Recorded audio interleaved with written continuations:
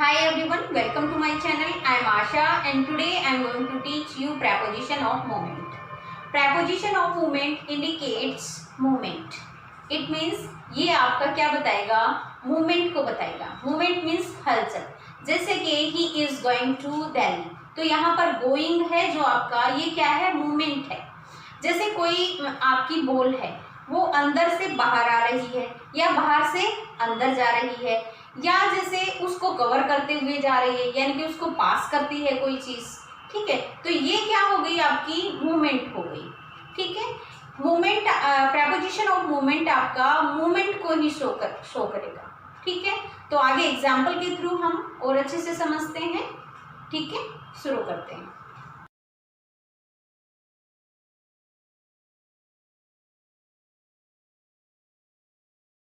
preposition of movement. preposition of movement. ठीक है, preposition of movement क्या इंडिकेट करेगा ये? It indicates movement. ठीक है, क्या बताएगा ये? मूवमेंट बताएगा. ठीक है, और इसमें हम जैसे एग्जाम्पल के थ्रू भी मैं आपको बताती जाऊंगी कि ये वर्ड आपका क्या है, प्रेपोजिशन ऑफ मूवमेंट में आता है. ठीक है, जैसे मैं एग्जाम्पल के थ्रू रखती हूँ सेंटेंस में, फिर आपको बताती हूँ. मैंने पहला सेंटेंस रखा, he is going to school. ठीक है, he is going to school. ठीक है, तो ये यहाँ पर मूवमेंट वाली वर्ब हो गई, गोइंग. ठीक है, और टू आपका क्या बताता है? डेस्टिनेशन बताता है. क्या बताता है? डेस्टिनेशन बताता है. अब डेस्टिनेशन बताता है, और अगर मैं इसको ऐसे रख दूं, he is going to office, बात तो वही रही, डेस्टिनेशन ही तो है. चाहे आप क्या कहो, he is going to Delhi, he is going to Delhi. तो ये क्या हो गई, आपकी डेस्टिनेशन हो गई, दिल्ली, ऑफिस और स्कूल. ठीक है, और टू आपका क्या काम कर रहा है यहाँ पर? प्रेपोजिशन ऑफ मूवमेंट का काम कर रहा है. ठीक है, यानी कि किसको शो कर रहा है? प्रेपोजिशन ऑफ मूवमेंट को शो कर रहा है. देखो, मूवमेंट वाली वर्ब ये है, मूवमेंट वाली वर्ब ये है, लेकिन शो किसको बता किसके बारे में रहा है? मूवमेंट वाली जो वर्ब है उसके जरिए से आपकी डेस्टिनेशन बता रहा है. ठीक है, तो ये आपका क्या हो गया, टू आपका बता रहा है कि डेस्टिनेशन है. डेस्टिनेशन के थ्रू उसने क्या बताया कि मूवमेंट किस तरह से आप शो करोगे प्रेपोजिशन ऑफ मूवमेंट की. ठीक है, तो he is going to school, he is going to office, he is going to Delhi. ठीक है,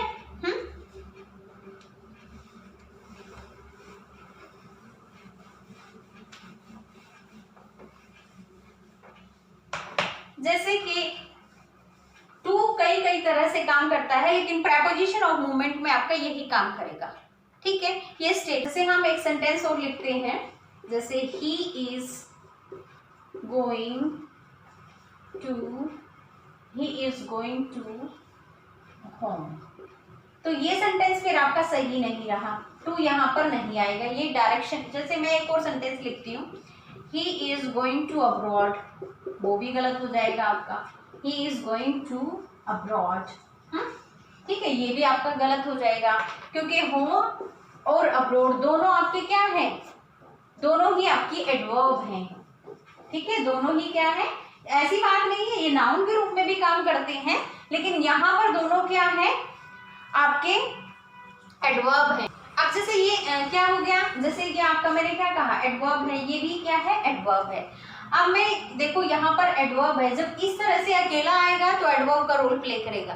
ठीक है, अब यहाँ पर ये टू आप नहीं लगा सकते इस तरह से, यहाँ पर भी गलत है और यहाँ पर भी गलत है. लेकिन अगर मैं इसी सेंटेंस को ऐसे लिख दूं, he is going to her his home, तो अब यहाँ पर ये क्या है? यहाँ पर ये नाउन का रोल प्ले कर रहे हैं। यहाँ पर ये क्या है, नाउन है, यहाँ पर क्या था, एडवर्ब था, और फिर ये आपको पता है डिटरमिनर में आता है। तो इस तरह से डिटरमिनर जब पहले दे रखा है तो ये क्या बन जाएगा, नाउन बन जाएगा, क्योंकि जब भी डिटरमिनर आएगा डिटरमिनर के साथ हमेशा नाउन आएगा।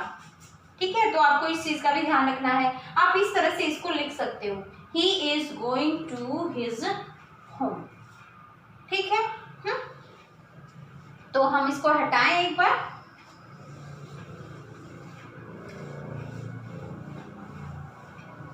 जैसे मैं एक सेंटेंस और लिखती हूँ, he is going to Delhi, he is going to Delhi.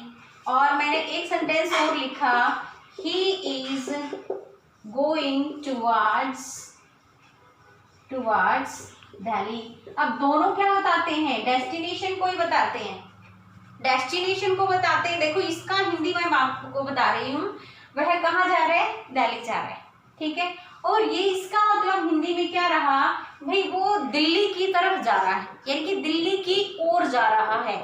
तो दिल्ली, ये तो डेस्टिनेशन आपकी निश्चित हो गई, वो क्या जा रहा है, दिल्ली जा रहा है। लेकिन इसमें क्या हो गया, दिल्ली की तरफ जा रहा है, इट मीन्स उसके रास्ते में कोई और उसकी डेस्टिनेशन हो जाती है तो वो वहां भी जाएगा, लेकिन वो दिल्ली की तरफ जा रहा है। दिल्ली की तरफ जा रहा है, इट मीन्स हो सकता है कि वो गुरुग्राम जा रहा है, ठीक है, या और किसी एरिया से बंदा आ रहा है दिल्ली की तरफ, तो हो सकता है बीच में उसका कोई और डेस्टिनेशन भी हो जाए। ठीक है, और कहीं भी वो चला जाए, मतलब दिल्ली की तरफ जा रहा है। जैसे क्या है, मैं एक और एग्जांपल बताती हूँ आपको। जैसे मैंने ये कहा कि he is going towards home. ठीक है, तो अगर आपने ये कहा और मैं, he is going towards my office या he is going towards my home, ठीक है, मैंने ये कहा, तो ये हो गया वो मेरे ऑफिस की तरफ आ रहा है, ठीक है, या वो मेरे घर की तरफ जा रहा है। ठीक है, तो जा रहा है, हो सकता है कि वो रास्ते में किसी और से भी मिलने जाए। ठीक है, लेकिन ये आपका एग्जैक्ट पॉइंट है, बंदा दिल्ली ही जाएगा, लेकिन ये क्या है, की ओर जा रहा है। ऑफिस से पहले हो सकता है किसी और ऑफिस में उसे काम हो। ठीक है, तो ये भी हो सकता है। हाँ, तो इस तरह से भी आपकी ये दोनों ही क्या बता रहे हैं, डेस्टिनेशन बता रहे हैं, लेकिन डेस्टिनेशन में भी दोनों में डिफरेंस है। हाँ, ओके, ये इन दोनों में डिफरेंस रहेगा। ठीक है, जैसे हम पहले अप और डाउन को ले लेते हैं। ठीक है, अप और डाउन को ले लेते हैं।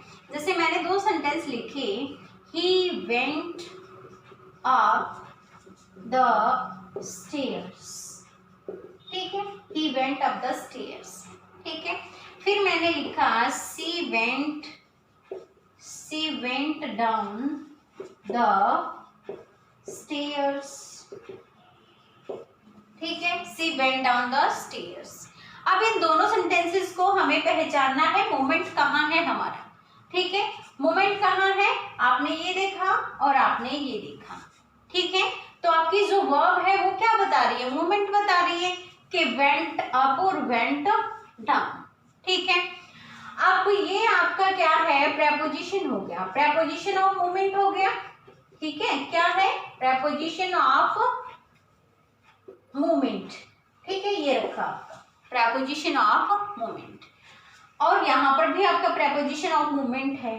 ठीक है, एक चीज और बताती हूँ मैं आपको, यहाँ पर अगर मैं ये दोनों चीजें हटा देती हूँ तो ये क्या अब आपका प्रेपोजिशन है, मैंने ये हटा दिया, सेंटेंस आपके कंप्लीट है। But you have to see that is it preposition of moment और नॉट। क्या ये आपका प्रेपोजिशन ऑफ मूवमेंट है? ठीक है, तो ये प्रेपोजिशन ऑफ मूवमेंट नहीं है, ये फिर गलत हो गया आपका। क्यों? जब हमने डेफिनेशन लिखी थी तो उसमें लिखा था कि नाउन और प्रोनाउन होगा जरूर भी प्रेपोजिशन के बाद, यानी कि उसको कुछ ऑब्जेक्ट चाहिए। ठीक है, यानी कि नाउन और प्रोनाउन कोई ना कोई उसको जरूर चाहिएगा। ठीक है, तो यहाँ पर ना ही तो नाउन है और ना ही प्रोनाउन है, तो फिर ये आपकी एडवर्ब हो जाएगी। क्या हो जाएंगी? एडवर्ब हो जाएंगी। क्यों? क्योंकि इनके साथ आपने नाउन तो रखा ही नहीं है। तो तो ये आपकी क्या होगी, प्रेपोजिशन ऑफ एडवर्ब हो गई आपकी। ठीक है, एडवर्ब ऑफ प्लेस आपने पढ़ा था, मैंने वीडियो में बताया भी है आपको, तो मेरा एडवर्ब ऑफ प्लेस का जो वीडियो है उसमें जाके आप ये देख सकते हो। ठीक है, लेकिन ये मैंने इसलिए बताया कि आपको थोड़ी बहुत मतलब उस तरह की मिली जुली नॉलेज होनी चाहिए कि आपको क्या रखने से क्या बन जाएगा और क्या रखने से क्या दूसरी चीज बन रही है। ठीक है, तो हमने एक वर्ड यहाँ से हटाया, तो वर्ड के हटाते ही ये एडवर्ब हो गया। लेकिन अगर हमने रखा था जो यहाँ पर क्या रखा था, he went up the stairs, और यहाँ पर भी क्या रखा था, went down the stairs।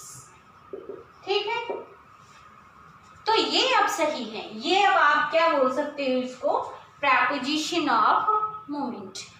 ठीक है, ओके, आगे बढ़ें।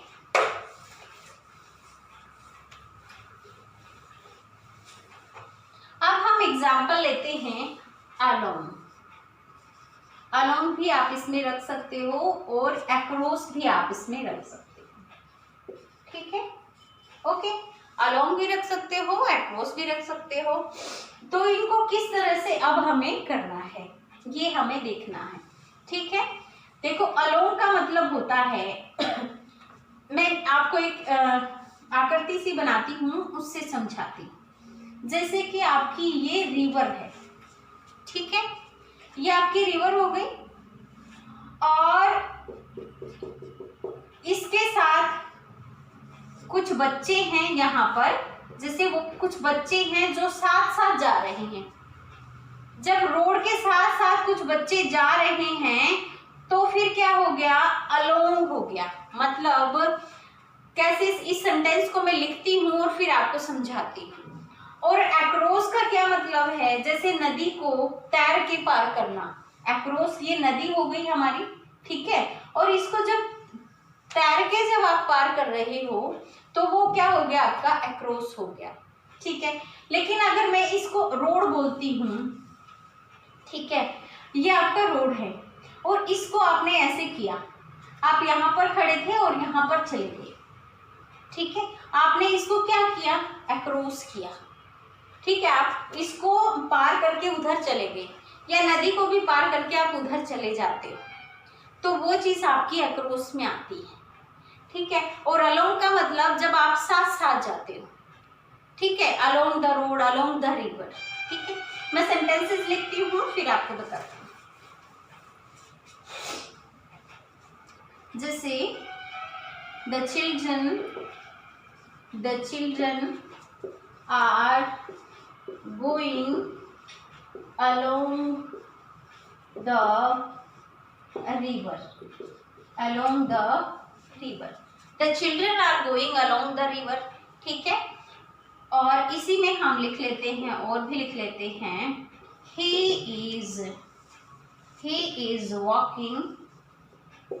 is walking along the road। ठीक है, along the road। ओके, जैसे he is walking along the road और the children are going along the river। तो हमें देखना क्या है कि किस सेंस में यूज हुआ। जैसे किसी चीज के साथ साथ चलना, रोड के साथ साथ चलना, रिवर के साथ साथ चलना, तो वो आपकी अलोंग की पोजीशन हो जाती है। ठीक है, तो हमने यहाँ अलोंग किस सेंस में यूज किया, the children are going along the river. और अगला देखो, he is walking along the road. ठीक है, रोड के साथ साथ। ठीक है, ओके, तो यहाँ पर आपका हमें और भी एक चीज चेक करनी है कि ये आपका प्रेपोजिशन ऑफ मोमेंट है या नहीं है। ठीक है, आपका यहाँ पर वर्ब है गोइंग, तो मोमेंट है। ओके, फिर हमने वॉकिंग किया, ये भी आपका क्या है, मोमेंट है। ठीक है, तो ये आपका प्रेपोजिशन ऑफ मोमेंट है। ठीक है, अब हम अक्रॉस का ले लेते हैं। जैसे कि हमने लिखा दे swam across, they swam across, एक second, they swam across the river। उन्होंने कैसे पार किया नदी को, क्या करके, तैर के। they swam across the river। ठीक है, फिर हम ले लेते हैं जैसे कि दे वॉक्ड अक्रॉस द रोड। ठीक है, मतलब क्या, जैसे कि आपकी ये नदी है और नदी को पार करके इधर आ गए आप लोग, पार करके आ गए। ठीक है, अक्रॉस मतलब पार करके जाना। ठीक है, दे वॉक्ड अक्रॉस द रोड, जब आप रोड के इधर खड़े हुए हैं और रोड के दूसरी साइड आपको जाना है और रोड को जब आप बीच में से ऐसे कवर करते हो उसको जाते हुए, तो इट मीन्स आपने अक्रॉस किया है। ठीक है, तो दे वॉक्ड अक्रॉस द रोड। ठीक है, अब यहाँ आपको देखना है ये आपका प्रेपोजिशन ऑफ मूवमेंट है या नहीं है, तो ये आपका प्रेपोजिशन ऑफ मूवमेंट है। ठीक है, ओके, तो अक्रॉस का यूजेस आपका ये हो गया। ठीक है, आगे करें।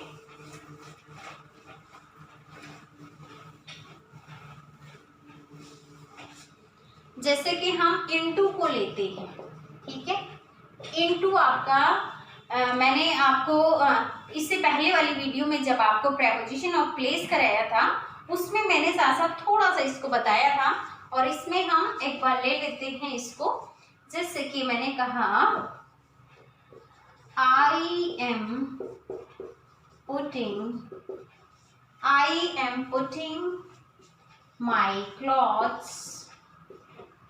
am putting my clothes into the almirah। ठीक है, I am putting my clothes into the almirah। ठीक है, अब जो आपकी बंद आकृति है ऐसे, ठीक है, बंद आकृति होनी चाहिए। जब आप उसमें कुछ रखने जा रहे हो तब आप क्या यूज करोगे, इनटू का यूज करोगे। लेकिन इसी सेंटेंस को मैं अगर दूसरे तरीके से लिख दूं, मैंने उसमें भी बताया था आपको ये, जैसे कि the clothes are in the almirah। ठीक है, the clothes are in the almirah। तो ये आपका क्या हो गया, ये आपकी सिथर वाली कंडीशन हो गई। वो कपड़े आपके एक ही जगह पे रखे हुए हैं तब आपने इन यूज किया है। लेकिन इसमें सिचुएशन क्या है कि आप मूवमेंट के साथ उनको रख रहे हो, it means that is your preposition of movement. ठीक है, ठीक है, तो ये पुटिंग आपका क्या हो गया, यहाँ पर मूवमेंट वाली सिचुएशन हो गई। ठीक है, तो ये आपका प्रेपोजिशन ऑफ मूवमेंट रहा। तो इनटू को आप इस तरह से यूज कर सकते हो। जैसे मैं एक और एग्जांपल लिखती हूँ। कई बार आप टीचर से आस्क करते हो मे आई कम इन मैम। ठीक है, बहुत बार यूज होता है स्टूडेंट की लाइफ में, या हम किसी ऑफिस में एंटर करते हैं, या स्कूल ऑफिस में यूज कर, आप प्रिंसिपल ऑफिस जाते हो तब आप यूज करते हो मे आई कम इन। ठीक है, तो अगर टीचर ने ये कहा कि कम, ठीक है, अंदर आ जाओ, इसी चीज का ज्यादातर यूज होता है। ठीक है, लेकिन अगर मैं इसको थोड़ा सा चेंज करके लिखती हूँ, पूरा अगर मैं इसको बोलना चाहूं तो कैसे बोलूंगी, come into the class, come into the office, come into the room. ठीक है, कम इनटू द,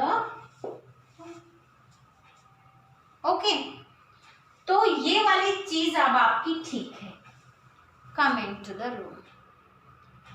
ठीक है, तो जब कई बार कंफ्यूजन इस तरह से हो, कम इन दैट इज ओके, लेकिन अगर आपके क्लास के बाहर स्टूडेंट खड़े हुए हैं, ठीक है, आपने पनिशमेंट के तौर पे उनको खड़ा किया है और दे आर स्टैंडिंग देयर, ठीक है, और आप उनको अंदर बुलाना चाहते हो, ठीक है, तो आप अगर बोल रही हो कम इन, अंदर आ जा, ठीक है, दैट इज ओके, अंदर आ गई। लेकिन अगर आपने पूरा सेंटेंस यूज किया कम इनटू द क्लास, तो आपको इनटू ही बोलना पड़ेगा। कम इन का काम आपको कहां तक चलाना है, ऐसे ही चलाना है। अगर आपको पूरा सेंटेंस बोलना है कम इनटू द क्लास, तो आपको ऐसे बोलना पड़ेगा। ठीक है, ओके। तो ये आपकी प्रेपोजिशन ऑफ मूवमेंट हो गया। मेरे ध्यान में आ गया था ये साथ साथ, तो मैंने आपको बता दिया, ठीक है। तो ये आपका ये मूवमेंट नहीं है आपका, the clothes are in the अलमीरा, ये आपका मूवमेंट नहीं है, ये आपका प्लेस में आ जाता है, ठीक है। ये चीज आपकी प्लेस में आ जाती है और ये आपकी मूवमेंट है, तो आप इसको यहाँ पर रख सकते हो, ठीक है।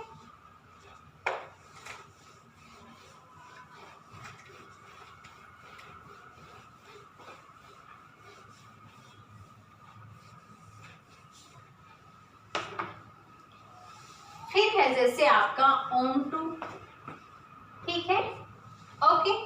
मैंने आपको एग्जाम्पल देके समझाया था पहले वाले वीडियो में ऑन टू का हम कैसे यूज करते हैं। देखो, please put the books on the table. अब आपको ये बताना है मुझे ये ठीक है या गलत है। Please put the books on the table, ये सही है? बिल्कुल भी सही नहीं है। अब ये आपका रॉन्ग हो गया, ठीक है। अब मैं देखो इसको सही कर मैं इसको सही करके भी लिखती हूँ और इसके साथ साथ मैं दूसरा सेंटेंस इसी तरह का भी रखती हूँ, ठीक है।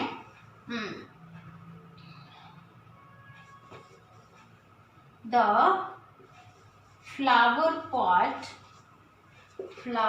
pot is on the table. The flower pot is on the table. Flower pot कहाँ पर है? टेबल पर है, ठीक है। ये ऑन हो गया, यहाँ पर ये सिचुएशन आपकी वेरीफाई है, इट मीन्स ये आपका सेंटेंस सही है, ठीक है। ये आपका सेंटेंस सही है, लेकिन आप इसको इसमें नहीं रख सकते, प्रेपोजिशन ऑफ मूवमेंट में नहीं आएगा, ये मूवमेंट नहीं है यहाँ पर, ठीक है, मूवमेंट नहीं है। लेकिन यहाँ पर देखो, please put the books on to the table, तो ये ठीक आपका कैसे होगा? जब आप इसमें ऑन टू यूज करोगे, ठीक है। क्यों? क्योंकि यहाँ पर क्या है? मूवमेंट है, ठीक है। तो आई थिंक आपको समझ आ रहा होगा। तो आप पुट का ऑन टू का इस तरह से यूज करोगे। ऑन का जब यूज कर रहे हैं तो कोई सरफेस आपका स्टेटिव कंडीशन में यानी कि शिथिल अवस्था में होना चाहिए, तब आप रख सकते हो। जैसे कि आपकी टेबल रखी हुई है और टेबल के ऊपर आपका फोन रखा है, तो वो आपका शिथिल कंडीशन में है, स्टेटिव कंडीशन हो गई वो आपकी। लेकिन अगर आप इसको ये कह रहे हो, please put the phone on to the table, अगर आपने बोला कि ये फोन है ना टेबल पर रख दो, ठीक है, फिर आप क्या कहोगे? ऑन टू द टेबल, ठीक है, ओके। तो इस तरह से आपको इनको क्लियर करना पड़ेगा, ठीक है।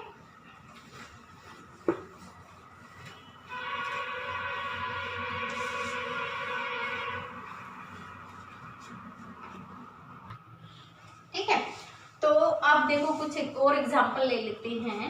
He is going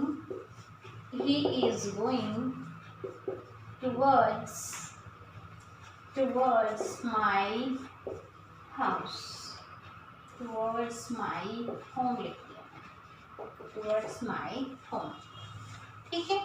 he is going towards my home, और he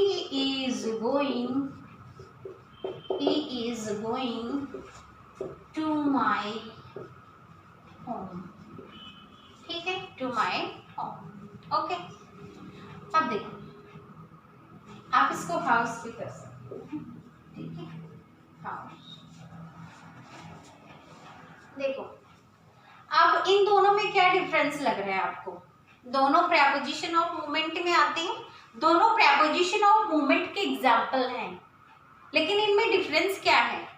देखो, towards, he is going towards my house, वह कहाँ जा रहा है? मेरे घर की तरफ जा रहा है, ठीक है, वह मेरे घर की तरफ जा रहा है। और he is going to my home, वो मेरे घर जा रहा है। देखो भाई, इन दोनों में डायरेक्शन का ये डिफरेंस है कि ये तो इसके घर की तरफ जा रहा है, रास्ते में किसी और के पास रुकना हुआ तो हो सकता है गली में किसी और को जानता हो और उसके पास वो रुक जाए, ठीक है। और ये एग्जैक्ट पॉइंट है, he is going to my home, तो ये होम इसकी एग्जैक्ट डायरेक्शन है, यहीं पर ये जाएगा। मैं एक दो और एग्जाम्पल लेके आपको बताती हूँ। जैसे he is going to Delhi, हमने ये एग्जाम्पल पहले भी लिया है और मैंने कहा he is going towards Delhi, towards Delhi. What is the difference between of them? देखो, he is going to Delhi, Delhi उसकी मेन डायरेक्शन है, यानी कि डेस्टिनेशन क्या रही उसकी? दिल्ली, दिल्ली जा रहा है, यहीं पे जाएगा, फिक्स है।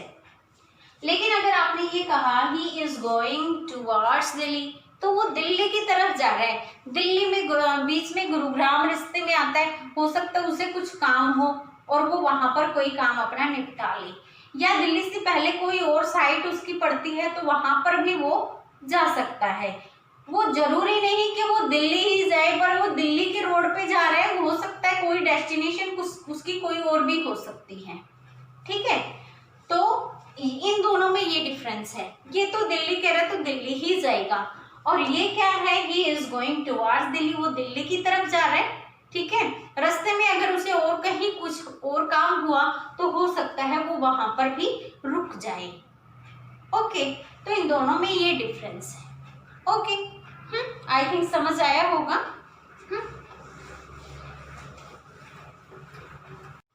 जैसे मैं आपको बताती हूँ पास्ट, और हम थ्रू को ले लेते हैं, क्या थ्रू, ठीक है, ओके। तो हम ये दो वर्ड लेते हैं, इसका मतलब होता है कि आप, ये बॉक्स है और यहाँ पर एक बॉल पड़ी है, वो इसको पास करते हुए आगे निकल गई, ठीक है। ये बॉल यहाँ से इस बॉक्स को पार करते हुए यहाँ आ गई, ठीक है, ये हो गया आपका पास्ट। और थ्रू का मतलब क्या होता है? थ्रू का मतलब होता है कि जैसे आपका ये पाइप है, क्या है ये? पाइप है, और इस पाइप से जब पानी जाता है तो यहाँ से पानी ऐसे ही निकलेगा ना, ठीक है, ओके। पानी इसके अंदर से ऐसे निकला, या जैसे आपकी ये गली है, ये आपकी क्या है? स्ट्रीट है, और इसमें से क्या किया, जैसे आप इसमें से ऐसे जाते हो, ऐसे, ठीक है, तो किससे गए आप? थ्रू द स्ट्रीट, ठीक है। और आप इसको ऐसे बोल सकते हो, the water passed through the pipe, the water passed through the pipe, और I have passed through the street, ठीक है। या फिर आप इसको ऐसे बोल सकते हो, ही पास्ड थ्रू द स्ट्रीट, मतलब वो क्या, उसने गली से क्या किया, वह गली से गुजरा, ठीक है, वह गली से गुजरा, ठीक है। और ये फिर आप कई बार ऐसे भी बोलते हो, जैसे कि आपका एक मिरर होता है ना, और मिरर से आप जब देखते हो बाहर की तरफ, तो आप ये भी बोल सकते हो, I can see through the mirror, through the glass.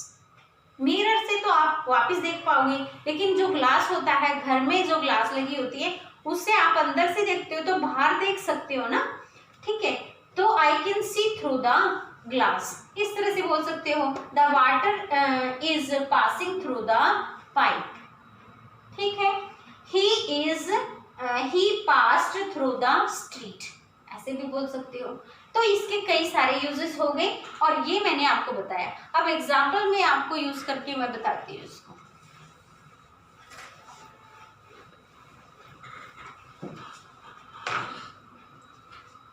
जैसे कि the ball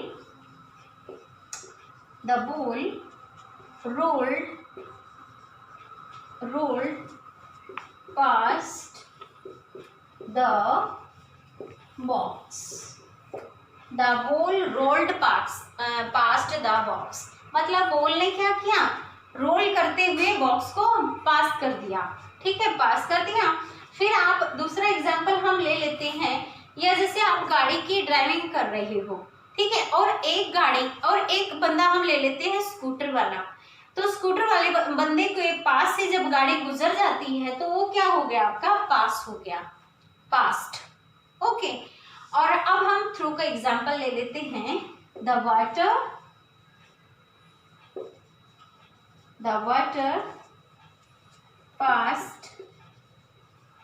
passed through the pipe। ठीक है, passed through the pipe। ठीक है, तो इसमें ये पास्ट और इसमें पास्ट थ्रू। अब इसमें आप ये देखो, ये आपका प्रेपोजिशन ऑफ मूवमेंट बना या नहीं बना, हमें नोट क्या करना है। मेनली एग्जांपल तो हम ले रहे हैं, लेकिन हमारा प्रेपोजिशन ऑफ मूवमेंट उसमें यूज हुआ या नहीं हुआ, वो चीजें भी हमें नोट करनी है। तो देखो यहाँ पर रोल्ड क्या है, आपकी वर्ब है, और मूवमेंट ऑफ वर्ब है, यानी कि मूवमेंट इसमें हो रहा है। और पास भी क्या है आपका, ये भी आपका मूवमेंट है। ठीक है, तो इन दोनों में आपका प्रेपोजिशन ऑफ मूवमेंट यूज हुआ है। एक और चीज हम पहचानते हैं, ये हमारा प्रेपोजिशन है या नहीं है। ठीक है, प्रेपोजिशन हम कैसे पहचानते हैं, इधर हमारा नाउन होना चाहिए या प्रोनाउन होना चाहिए। हमारा नाउन है या प्रोनाउन है, कुछ ना कुछ आपको मिलेगा, तभी आपका ये प्रेपोजिशन होगा। तो हमारा पास्ट यहाँ है और हमारा थ्रू यहाँ पर है। तो ये दोनों चीजें आपको नोट करनी है। ये आपका क्या है, ये आपका नाउन है, और ये भी आपका क्या है, नाउन है। ठीक है, लेकिन इसके साथ हमारा एक और चीज यूज हुई है। क्या यूज हुआ है, दा यूज हुआ है, इधर भी आपका दा यूज हुआ है। अब ये क्या बन गया है, बताओ जरा, क्या बना ये। ठीक है, ये आपका नाउन फ्रेज बना। ठीक है, ओके। ये आपका क्या होना चाहिए, नाउन या प्रोनाउन होना चाहिए, उससे पहले आपका प्रेपोजिशन होगा। तो इट मीन्स आपका प्रेपोजिशन का सही यूज हुआ है, और ये हमारा प्रेपोजिशन ऑफ मूवमेंट है। ठीक है, इसको हटाते हैं और आगे चलते हैं। से हमने यूज किया द बॉल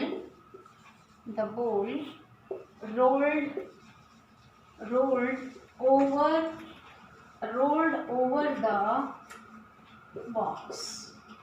ठीक है, एक बॉक्स था और बॉल इधर से उछली और बॉक्स के उधर जाके गिरी। जैसे ये वाली सिचुएशन हो गई, बॉल यहाँ थी और इसको क्रॉस करते हुए ऐसे यहाँ जाकर गिरती है, तो ये ओवर वाली सिचुएशन आपकी हो गई। The ball rolled over the box. अब इसी तरह की सिचुएशन और बनाते हैं। The boy jumped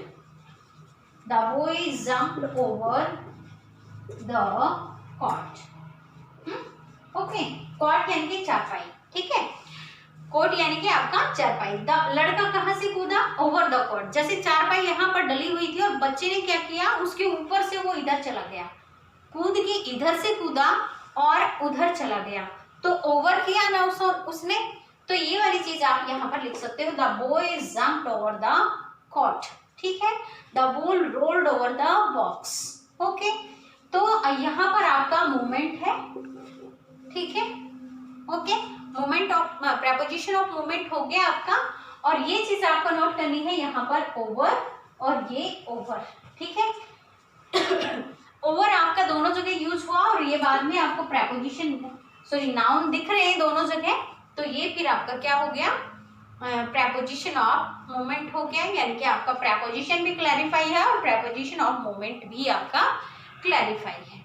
I hope students you are getting my all the points, and really I am trying to give you our best knowledge